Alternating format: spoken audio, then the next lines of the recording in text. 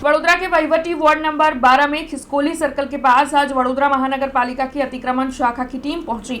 पालिका की अतिक्रमण शाखा की टीम की ओर से इस इलाके से अवैध अतिक्रमण दूर करवाए गए। दरअसल वहां पर आसपास में स्कूल मौजूद है और जो स्थानीय लोग हैं उनकी ओर से भी इस मामले में शिकायतें की गई है कि अवैध अतिक्रमणों की वजह से ट्रैफिक जाम की समस्या काफी ज्यादा खड़ी होती है। ऐसे में इसी दिक्कत को सुलझाने के आशय से आज पालिका की अतिक्रमण शाखा की टीम की ओर से दुकान, ठेले और साथ ही अन्य अवैध कई अतिक्रमण को वहां से दूर करवाया गया था। तो वहीं इस दौरान कोई भी अघटित घटना ना घटे, इसीलिए पुलिस का कड़ा बंदोबस्त भी तैनात करवाया गया था। तब आपको बता दें कि इसी क्रम में वडोदरा शहर के विभिन्न इलाकों से पालिका की अतिक्रमण शाखा की टीम की ओर से अवैध अतिक्रमण आने वाले वक्त में दूर करवाए जाएंगे।